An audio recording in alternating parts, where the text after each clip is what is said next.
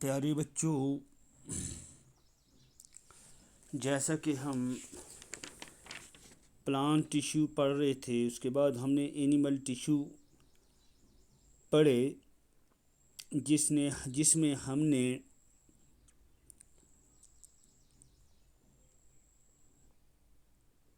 कोलुमिनर tissue कल पढ़ा था फंक्शन। आज हम सिलिएटेड एपिथेलियम पढ़ेंगे।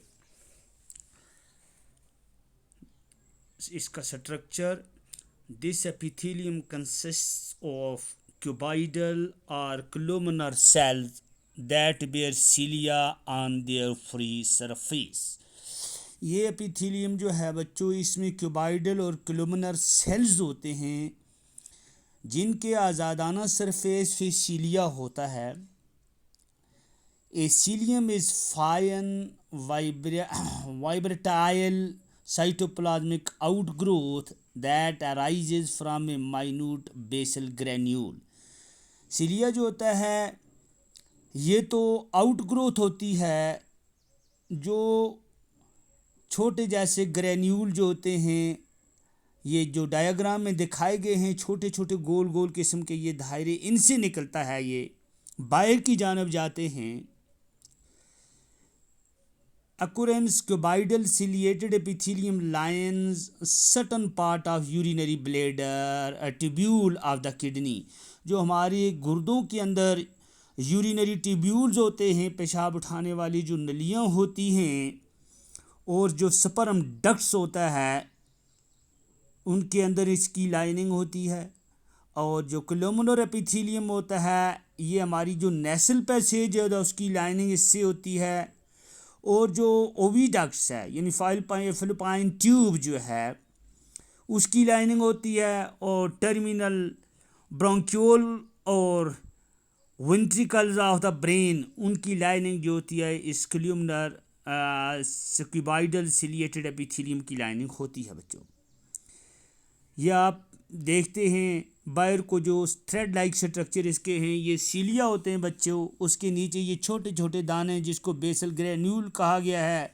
बाकी ये अंदर वाला जो हिस्सा है तो आपने पहले पढ़ा, ये गोल वाला दायरा जो ये न्यूक्लियस है, न्यूक्लियस के बाहर वाला ऐसा और मेम्ब्रेन के अंदर का ऐसा, इसको साइटोप्लाज्म कहते हैं। और बीच में जो ये सेल हैं इसके साथ ये कोलुमिनर सेल्स हैं। और ये नीचे वाली जो है इसको बेसमेंट मेम्ब्रेन कहते हैं, जिसके ऊपर ये सेल खड़े होते हैं बच्चों। अब इसका क्या काम है? This epithelium helps in the movement of mucus. ये म्यूकस को हरकत करने में मदद देता है। उसके बाद यूरिन होता है, यूरिन एग्स जो होते हैं, उसके बाद स्पर्म होता है, उसके बाद सेरिब्रोस्पाइनल फ्लूइड होता है। इन ए पर्टिकुलर डायरेक्शन, हाथ से मदद में इनको हरकत करने में हमारा ये सिलिएटेड एपिथेलियम जो है ये हमारी मदद करता है। उसके बाद ग्लैंड्यूलर एपिथेलियम है। नेक्स्ट जो है क्या बच्चों? Glandular epithelium. This epithelium consists of columnar cells. इसके अंदर भी कोलुमिनर सेल्स पाए जाते हैं, मॉडिफाइड टू सिक्रीट केमिकल। ये मॉडिफाइड हो के ये केमिकल पैदा करते हैं। It line the glands. ये जो भी ग्लैंड्स हैं उसके यानी लाइनिंग के उसके अंदर बाहर होते हैं, लाइनिंग बनाते हैं उसके अंदर। जैसा कि हमारी गैस्ट्रिक ग्लैंड्स हैं, पेनक्रियाटिक लोब्यूल्स हैं और इंटेस्टाइनल ग्लैंड्स हैं, उसकी लाइनिंग जो है बच्चों ये ग्लैंड्यूलर एपिथेलियम से बनी हुई है। नीचे जब आप देखेंगे इसकी शक्ल बनी हुई, ये हमारा गॉबलेट सेल्स कोलुमिनर एपिथेलियम के अंदर के हैं बच्चों। ये स्ट्रक्चर हमारा जो बना हुआ है।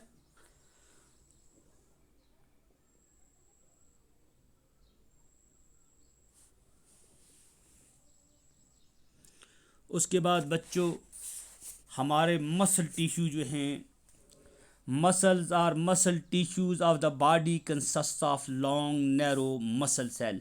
हमारे जो मसल्स टिश्यू होते हैं बॉडी के, ये इनके अंदर ये तो लंबे लंबे सेलों के, लंबे पतले किस्म के यानी तंग किस्म के सेलों के बने हुए होते हैं।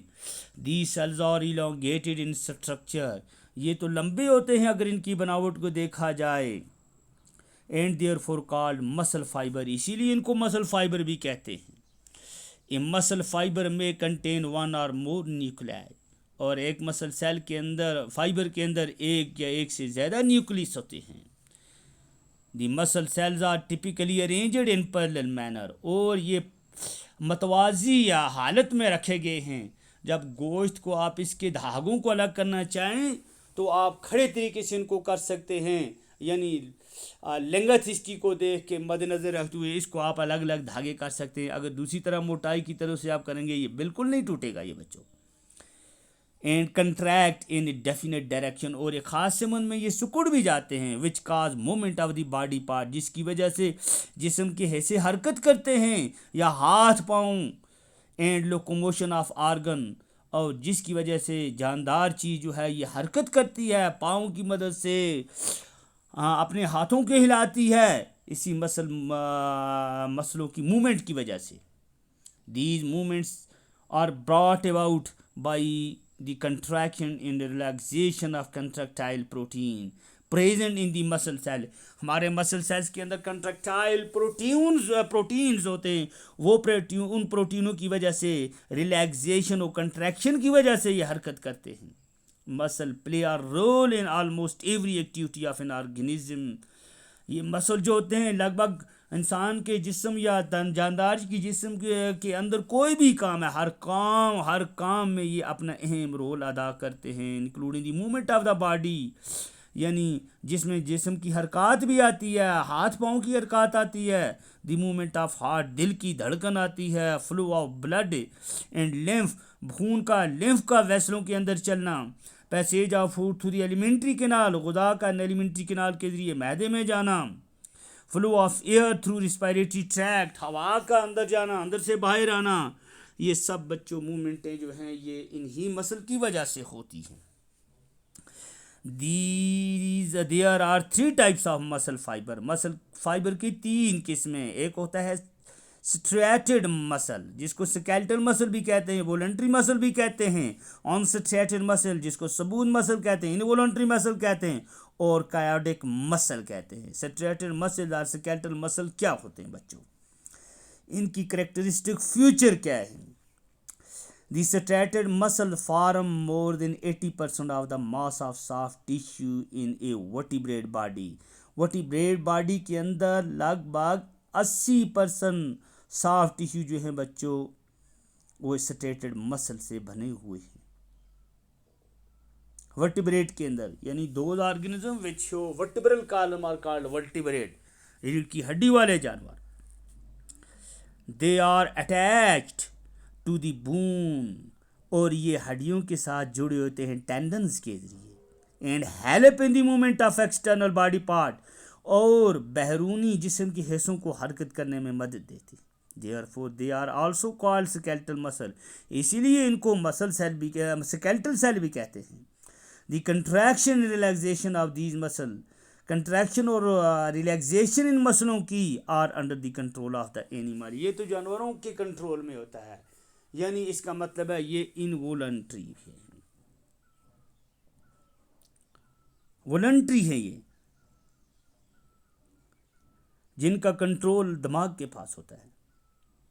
दे are therefore also called voluntary muscle, इसीलिए इनको वॉलंटरी मसल भी कहते हैं। Why? Because they are under the control of animal. The muscle fibres show alternate dark and light straps, striations are being, और ये अल्टरनेट में बीच में अपने क्या जैसे ये वो स्ट्रैप्स दिखाते हैं, स्ट्रेशन दिखाते हैं, मगर अल्टरनेट में। Hence they are called striated muscle, इसीलिए इनको स्ट्रेटेड मसल कहते हैं। क्यों? ये अपने वो स्ट्रैप्स या स्ट्रेशन दिखाते हैं अल्टरनेट में। The striated muscle consists of long, narrow, cylindrical, unbranched fiber cell। क्या ये स्ट्रेटेड मसल जो होते हैं इनमें लंबे लंबे तंग सिलेंडर नमा बगैर शाखों के रेशे वाले सेल्स होते हैं। विद ब्लंट एंड, जिनके एंड होते हैं वो बिल्कुल ब्लंट होते हैं, यानी टैपरिंग नहीं होते हैं वो। Each fiber is enclosed in a thin but distinct plasma membrane।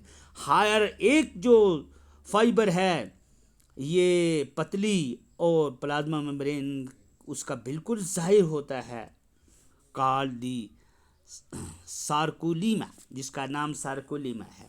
The cell contain many elongated and flatted nuclei.